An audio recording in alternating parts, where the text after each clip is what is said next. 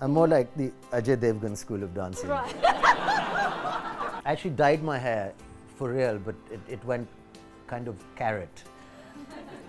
I had to say something कि सबूत के तौर पे कि बंदे की चाल चालू नहीं दमदार है. And I was like, what does that mean even?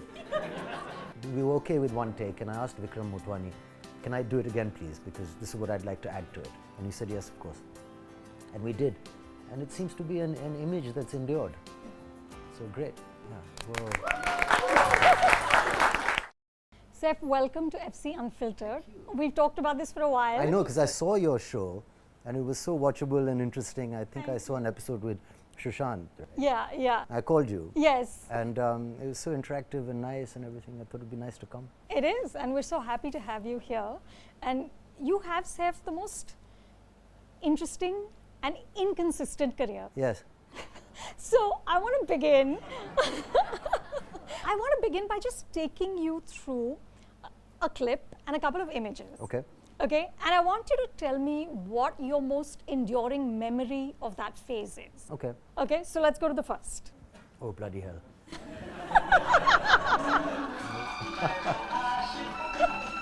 Oh no. Not that her hair's any better. No. I have so many memories. Tell. So Sartaj Khan choreographing and Umesh Mehra directing. Mamta Kulkarni was taking these pills, these white pills, and I said, what are you taking? And she said, oh no, they stop me sweating. So I said, but is it good to like not sweat? Right. It's so hot. Right. There were no air conditioners in those days. We were in, I think, Natraj Studios. I think it's shut now. I don't think anyone shoots there. Yeah. And she was taking those pills. I was dancing on my knees later and they were bleeding. And Sartaj Khan was saying filmy things like, "Dekho ye khoon tumhe kahan pahunchata hai." I was like, but you know, I won't be able to walk when I'm older. There was that. Really, really hot and having a tough time doing these steps. When it aired, it was a hit song. Akshay Kumar called me, laughing. He was just laughing non-stop on the phone. He was saying, what are you... He just said hello and started laughing. What are you doing? Look at you. He was just laughing. He called it a masterpiece. He said, bro, this is masterpiece. So we still laugh about this, actually. I spoke to him recently about something. And he brought this song up. So this is, I think, the first song Actually, I'd done Parampara, which is another classic. Right, right. With Yashji. Yeah. But this is one of the first songs I did. And how did you, Saif, at that time just say to yourself that this is normal? This And is Sarojji said, keep moving your hair. Huh. You know, so you were just doing that? Yeah, that it looks good. And I signed a couple of shampoo ads. I did for Clinique All Clear and a couple of other brands. So it worked out well. Yeah, it worked out well. This was the, 92? Yeah. 1992. It was quite a cool haircut for them. I think I have the same haircut. Oh no, yeah. Oh, no. Time for an existential crisis. Yes. Full circle. Sorry, you were saying. Photo number 2. Okay. This is Dil Chahta Hai. Yes, this is Dil Chahta Hai. I don't think Farhan wanted me to wear the bandana, I remember. But he told me, he said, you're the only member of the star cast who looks like he's actually been on a beach before. Because everyone else was with umbrellas, looking very conscious of various things. Huh. He said that to me. We were shooting a volleyball sequence, I remember. We had such a good time making this movie. Those guys really know India and Goa and any kind of, I mean, the music scene or whatever world they get into, they really know it well, Zoya and Farhan both. So it was brilliant going to Goa with them and eating in amazing restaurants. Suzanne, our production designer, she didn't do too many. Merwanji, right? Yeah. Had a beautiful home with candles all over it, and it was a very special experience off set as well, making this movie. So this was just another day in Anjuna Beach or something, just working and then rushing home to change and going out for another lovely dinner somewhere. And it was good days. So, Saif, when you were doing this, did you have any sense that this is going to change things? You know, a couple of things happened. I remember Amir saying, what else are you doing? And I told him the couple of movies I was doing. He's like, this is a bigger film than both of those combined, the mounting of this. You have to do this. And I was, when Farhan offered it to me, he looked really comfortable. I mean, he had a buzz cut and he was wearing shorts and he was really trendily dressed, and he came over with this script and said he wanted to make a film with sync sound and change the way films are made and perceived. And I don't know if he was going out of his way to change the way heroes are perceived also, but there was something really new about it. But I was a bit skeptical because, you know, you hear some good ideas that don't end up looking as nearly as good as promised. So you get a little nervous. So I said, look, if Amir Khan says yes, then I'm on. So Farhan still holds that against me. He said, how could you say that, you know? If you like the role and if you trust me, you should have just said you should yes. just say yes. Yeah. So I said, well, you know, I really respect his mind. And if he's, you know, he's just done Lagan, and if this kind of thing is okay with him, then it's okay with me. I'll let him decide. And he did. Yeah. So that's that. That's that. Okay, photo number 3. We go to this in 2004. This is Hum Tum. Yeah. This is a song, and I just finished doing Kal Ho Na Ho, and I was working very closely with Shah Rukh Khan, and I kind of got an idea of what a main lead has to do a little extra. Which is what? Which is, I think, you know, be supportive to production, and your general demeanor and aura and idea and just your whole energy has to shoulder the production. So not on screen, but off screen. I mean, on screen and off screen. I mean, somewhere when you come to the set, you come with responsibility. The whole crew and cast is kind of looking at Shah Rukh to carry this movie, and he would do it, and sometimes there'd be trouble, problems, production issues, and I saw him sorting those things out, and there was a lot of responsibility in his approach to shooting, whereas Dil Chahta Hai and these other roles where there are other senior stars on set, you leave it to them and you just basically have a good time, like I was saying, oh, we're having dinner after this shot. But the main lead has to worry about a few other things also. So it was interesting that after doing Kal Ho Na Ho, I felt ready. I was getting a lot of film reviews also saying, you know, he's good, but he's always good with somebody else. He hasn't had that breakthrough solo film. And Adi Chopra, I think, called Karan Johar and said, you know, what's his role like in Kal Ho Na Ho? And he said, it's great. And he's doing really well. So he said, okay. He said, I want to try and reinvent a multiplex hero, you know. I want something new. And this was that. And it was a really interesting film for its time. It's a really bad wig, again, because we weren't very good at making wigs. What's going on there? No, it's just because we had to have like 6 different looks over. We had to go from 20 to 35 in the movie or something.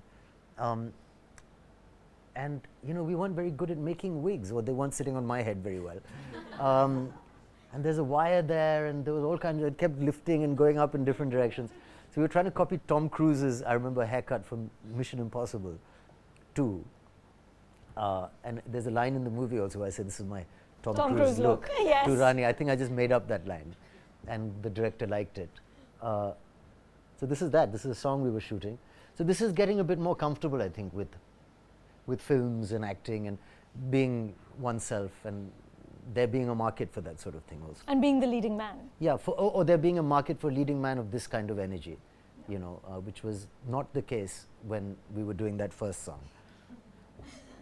Next one. Actually, we weren't sure what the energy was when we were doing that first song.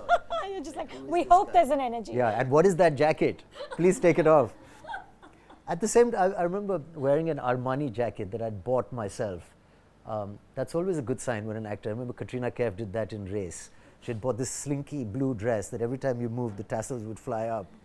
It was really a very hot number. Yes, the touch me, touch me. Yeah, touch yes, me, touch. yes. But she bought that herself and came to the set. Right. And said, I'm going to wear this. So sometimes a little extra is needed, you know. Yeah. I should have taken off the jacket and said, The Armani? yeah, no, the Armani was in Ye Dil Lagi, Right. the Ole Ole jacket. Yes. It was much nicer than the green. You can see the kind of thing going around in those days. The fashion was, A bit dodgy. yeah. I remember Amir Khan again. Huh. I told him, you know, they're giving me these horrible clothes to wear. What do I do? And he said, listen, you can never say that you don't like the clothes because, you know, you don't want to come across like that. What you say is that this is unlucky for you. Yeah, he said they'll run a mile. They'll burn it. You say, you know, I love this green thing, but you know, waistcoats are very unlucky for me. Luck is a very big thing. Yeah. It is, and who can control that? If it's your waistcoat, we'll get rid of it. So did you ever use that line? Yes, yes. You've done it? Well, only in 1 or 2 movies in the 90s, but I think I have done it. When all else has failed and someone's insisting you have to wear something nasty, I have said once or twice that. The truth is, this is really unlucky for me. That's fab. That's fab. Okay, moving on to the next one, which is also part of this, the multiplex hero. Oh God, this is a bit fat, yeah, with short hair. The girls were so cool. Yeah, this is Cocktail. This film, I remember we were producing, and we had great music and everything, and we didn't have a hero. We were doing, and we sent it to Imran Khan, who was taking a lot of time reading it, and then said, "Listen, you know, it's nice, but it's not that great." And I think Dinesh had offered it to Ranbir Kapoor, without telling me. I was the producer. This is what happens if you don't pay attention to your business. But I think he forgot Ranbir is my cousin-in-law. So he told me later. He said, "Yeah, you know, it was nice again, but nobody wanted to do it." Really? Yeah. Imran didn't want to do it, Ranbir didn't want to do it. So I said, "Okay, I'll do it. You know, let's just make it." And you know, it worked out well. Yeah. But this wouldn't have happened, actually, if I hadn't said, "Let's shoot it," because you know, they weren't finding a male lead. But Saif, this is 2012. That was what, early 2000s. So for about 10 years now, you had played this multiplex hero. Were you by this time a little jaded, tired of this? Yeah, maybe. Sometimes, like, there were scenes in this, and a writer like Imtiaz would bring something new to it. And I think if you keep changing as a person, then that automatically brings something new to the same scene. But if you're not careful, it could have a repetitive kind of vibe to it. I think I had sensed that I need to try and do something new, which is actually why I was trying to put Agent Vinod together, which didn't work out, but I mean, it's a well-produced film. And if it had worked, you know, it was kind of an attempt for a guy who does romantic comedies to do something a little more age appropriate. Right.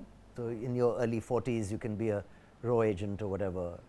I don't know how many of these attempts at manipulating one's fate actually work, you know, but that's what it was. But I thought this would be pretty much the last time I'd be doing it also. I kind of Did you know that? Yeah, I felt like it. I think I was getting a little bored also of when you were doing it? Yeah, of that vibe, you know. I mean, Imtiaz, like I said, had some fresh lines, but generally I remember Aam Aadmi. Remember that Mango People and all that was in Love Aajkal. That was Love Aajkal, okay. Which is also nice, but the soul of the romantic hero is a guy who's confused about his future, you know, and is commitment phobic. And I think that's really irritating after a while to the audience. If, you know, the guy's grown up, he's got, like, you know, been married twice, like, he's still confused. You shouldn't be, you know. Yeah, it's a young man's world. Right. It suits young kids to be like, you know, oh, I don't know. What do I do But now? young men should know. Correct. Yeah, so there's that as well, you know. Which brings me to Go Goa Gone, which I feel like was the beginning of the sort of Saif 2.0, where you start kind of really experimenting. Yeah. I don't know how much we experiment or people come up with something new. I think there has to be a synergy and a confluence of ideas where the audience has to be ready for something new, then someone has to offer you something new, and then you have to take it. You get offered stuff. So timing is critical in stardom and movies and success. You know, you have to, that zeitgeist or whatever, you have to get it right. I really can't, I feel, be engineered. You have to be the right guy at the right time in any kind of stardom situation, cricket, you know, sport and film. I think it's about being the right person in the right place. But Saif, by the time this came along, you were ready to be this blonde, wannabe Russian, whatever he was. I actually dyed my hair for real, but it went kind of carrot. Yeah. Do you have pictures of that? You know, and then they had to put blonde kind of, it is kind of carroty in the front. Yeah, it is, it is. Yeah. Because from, you know, dark brown to blonde, right. Carrot is easy to end up at. But I was committed to it. Yeah, there's something in my mind where I just said, okay, let's, you know, it's a profession, and it's a scary profession, and it's fraught with superstition and ideas. But the idea in any creativity, field is to not be scared. And if you can manage that, then you have a bit of an edge. So if you're not worried about failure, and if you're not worried about money, and if you're really concerned about creating something new and interesting for the audience to watch, that's the place to be, I think, where you're willing to, go out there and say, okay, let me dress like how you want, or let me try and really do something new without being afraid. I think that's the key. Which brings me, Saif, to your current triumph. Let's go to the next one. Yeah. Whoa.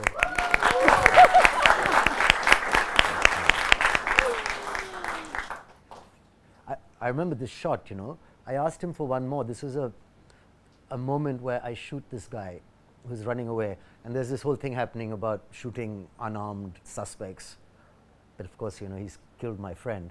And it's easy when I have a gun in my hand and to try and kind of you go into kind of a certain mode, of being this cop or detective or whatever.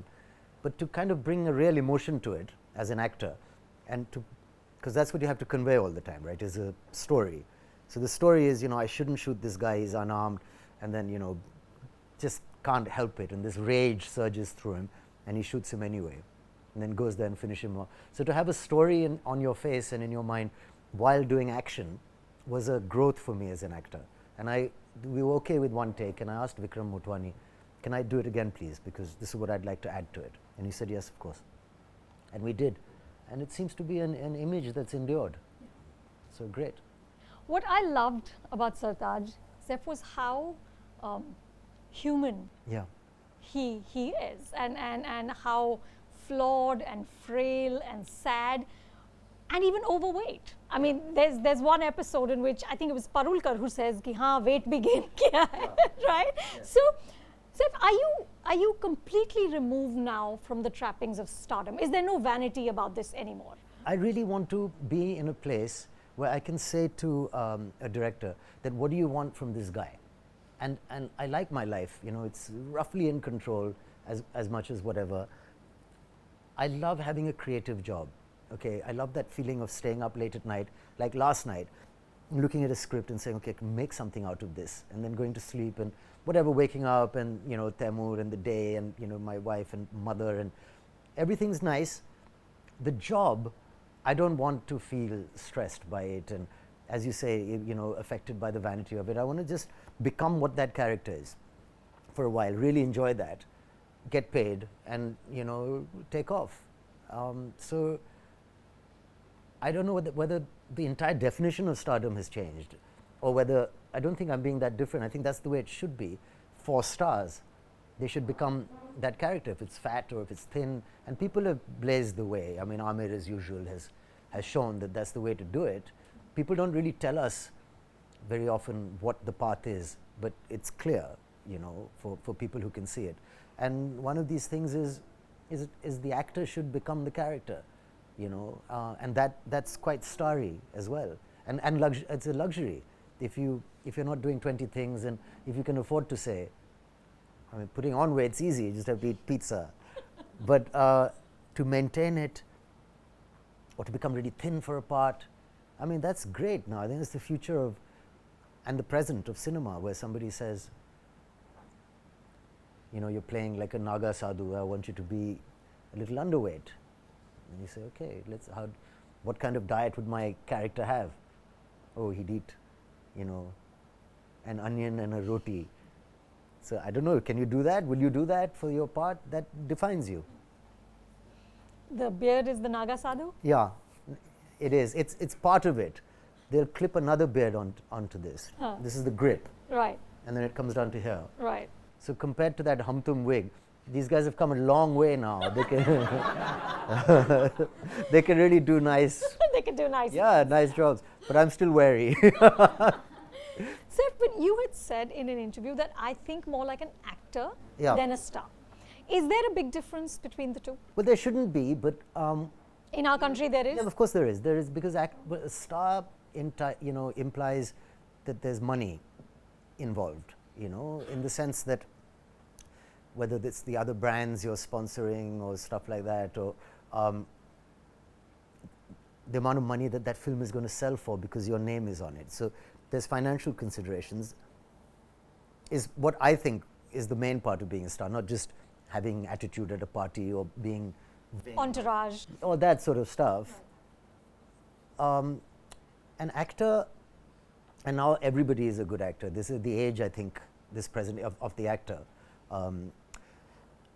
But it's kind of responsibility free. Like, you can act. A good actor can come onto a project and play the main villain in your film, and it doesn't really make so much difference to the box office whether he's there or not, unless he becomes a star.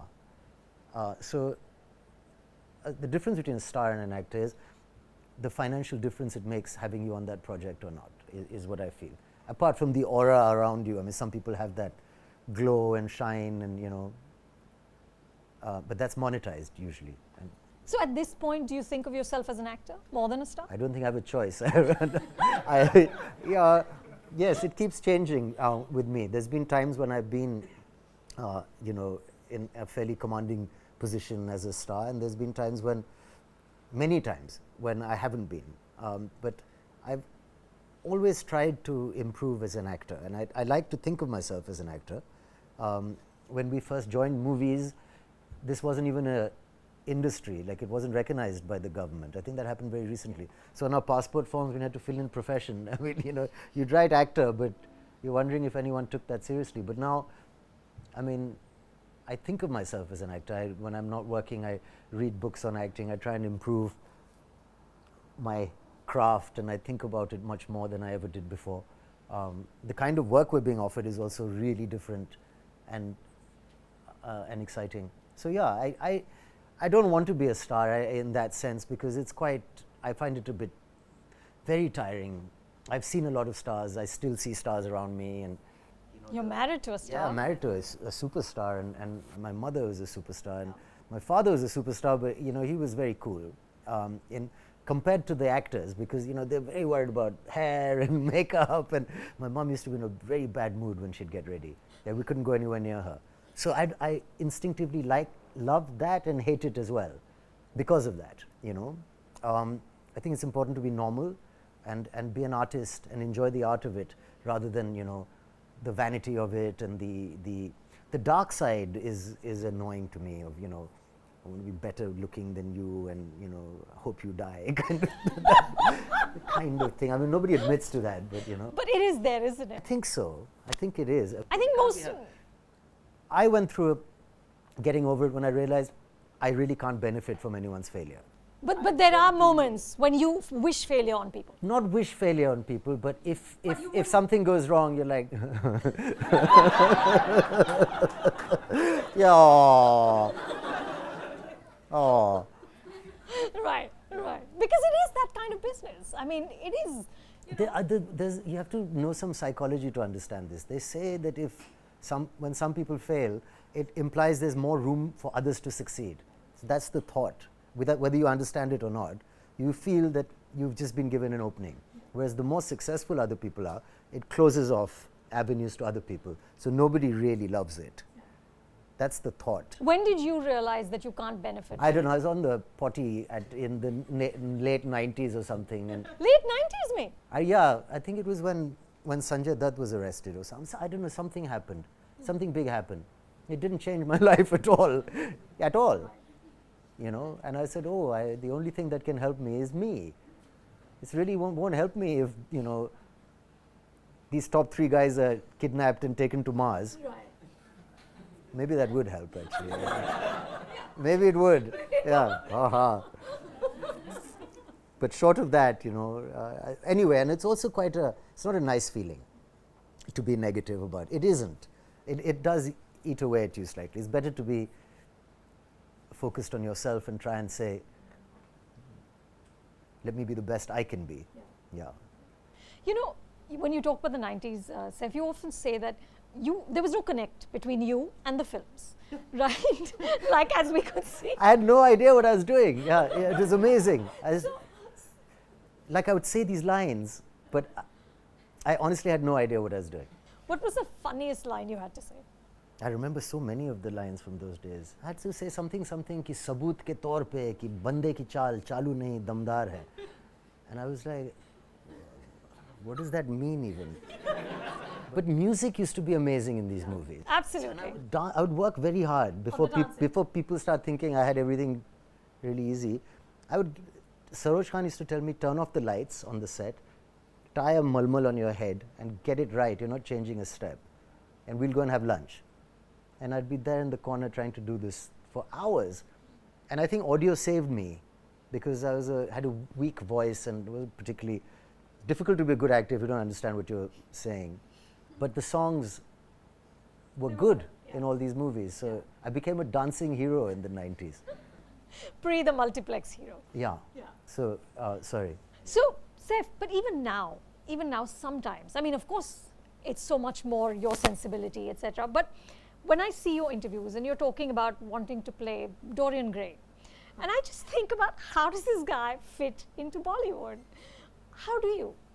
Well, I think Bollywood, that term, it's good now, but it is a pretty demeaning term, no, Bollywood?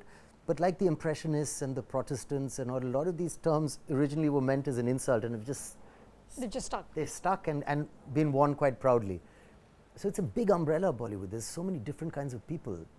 It's not just, Dharma and Yashraj. I mean, there's different production houses doing such different kind of stuff. I mean, is Masan a Bollywood movie? I mean, so. The definitions have changed. Yeah, so there's room for all of us. And if you can just be yourself, and I think that's the great thing about the profession is we all speak the same language when it comes to cinema, So you can be as alien as you want in your personal life or in your taste. You can't help it where you've grown up. Most of us have something in common. I mean, I don't feel I'm that much of a outsider, but certainly some things. I don't really feel that it's an issue anymore. I think I have plenty of people that I can talk to.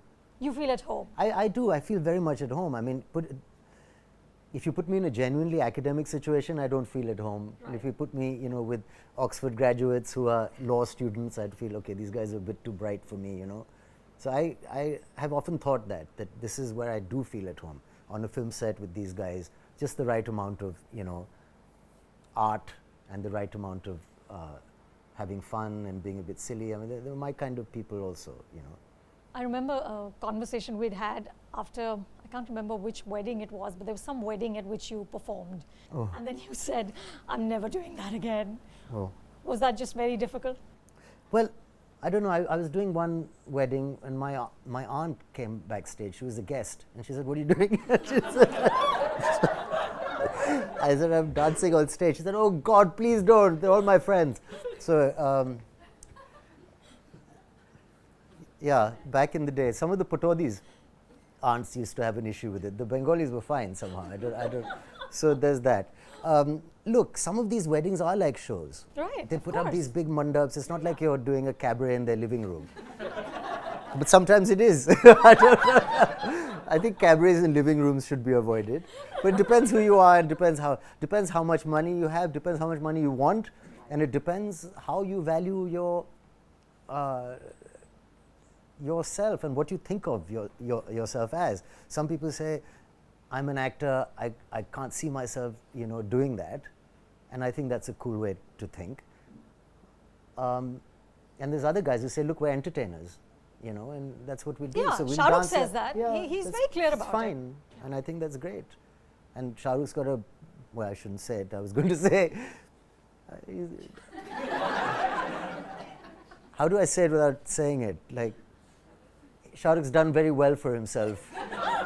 Like I was going to say, he's got a big house. Let's say that. I won't say where it is.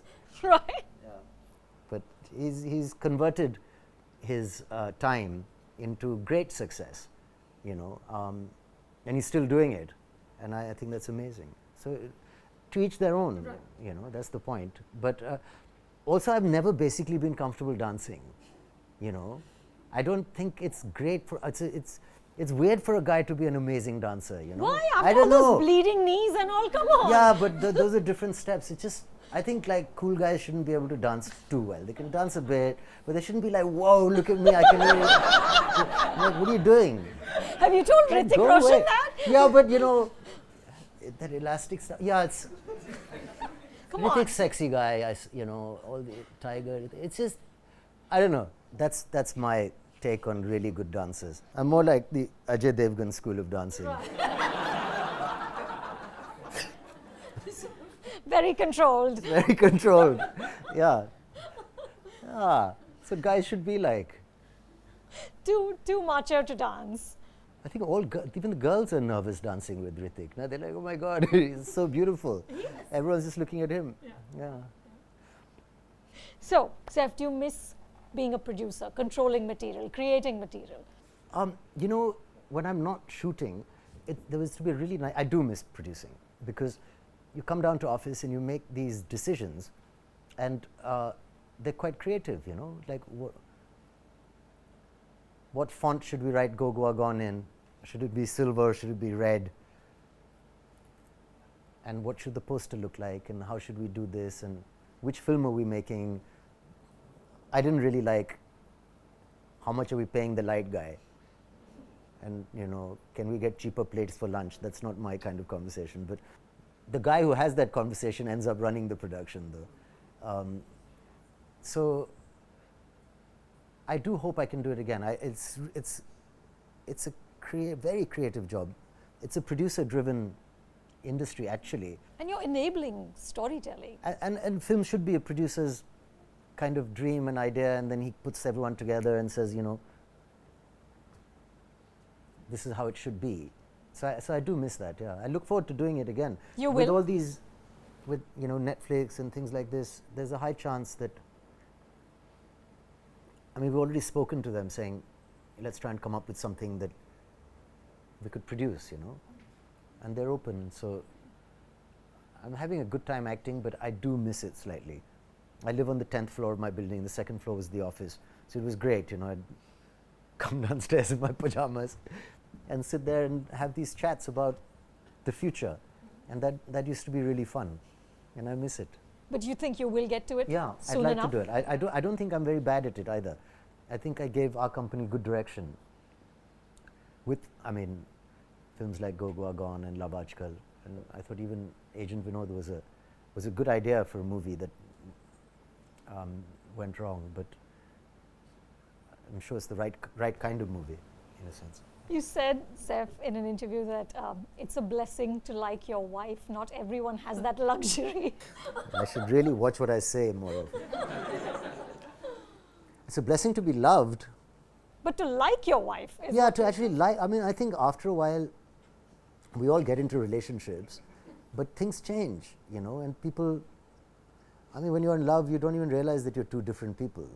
And then when you start realizing you're two different people, it doesn't suit everyone all the time, So to actually like a person is something else, where you say, oh, you're decent, and you like certain things about them. You say, that's great, I respect the way you live your life, I like you like a friend, as in, I would like to be around you because I can't be you. That's the thought, right? So yeah, I think it's lucky. Obviously it's lucky. I can well imagine a lot of people not liking the people they're stuck with after a point, because you can't afford to keep getting divorced. That's right. You need a lot of money to, keep giving. So then people deal with it. So you're lucky if it's a pleasure, right? That's right. That is true. You also said that if interesting offers dry up, you'll go and garden in Patodi. I keep saying that, and I hope I can do that. But could you walk away like that? But if there's no offers, in the sense that I can make an art form out of living life without working. I'm still like P.G. Woodhouse, Bertie Wooster generation. You need money, but mornings reading paper in bed, breakfast, little gym, lunch, time with kids, family, gardening, this maybe jujitsu, something, I don't know. But my father, actually this line, I remember my father saying, whenever he would get, like cricket was very political also, and towards the end of his career, and he was a very big star, and the cricketing world revolved around his aura in Bombay in the 60s. But in the early 70s, when it was ending, there were politics and this and that, and he'd say sometimes I'd just leave it and go to Bhopal or go to Patodi, and had this image of the Nawab sitting in his palace and saying, I'm not bothered, you know, I'm going to do something else. He left these 4 letters to the selectors. He said, I quit. And my mother called them and said, don't deliver the letters. I'll sort him out. And followed him to, I think he started drinking a little early in the evening and said, I'm done. And she said, no, I think my life will be affected. So you have to, so she kind of got him back into the game for those 5 more years. But I'm just saying, it stuck with me, his ability to say, you know what, if it all gets too much, I'll just go to Patodi. And it's like a haven, and it's peaceful, and it's quiet, and it's lovely. And so it's a thing I say. I probably don't mean it. But one day it will happen, and I think one day I will. I don't know about, my grandmother used to grow these roses and used to really impress me by, I don't know if you know what grafting buds are, where you take a bud from one and then make an incision on the plant. Cross-pollination. Yeah, and then stick them on, and I'd be watching her. So these are just ideas of retirement, because she was old when she was doing that. So it'd be nice if I could do that, and to not get too attached. Like I'd said before, you know, things run on decades. You can't be, you shouldn't want to be 30 when you're 47. You should move on to other fun things, like living your life in a slightly different way. You know, I can easily do that. Yeah. But I do love working. And I think the material is becoming more and more interesting. So I don't see why now with trailblazers like Mr. Bachchan, Rishi Kapoor also just did a good movie. So if you're a good actor and if you know your stuff, then I think you can keep working, you know. I'd like to keep working. So guys, we're going to let Saif go. Thank you so much for coming.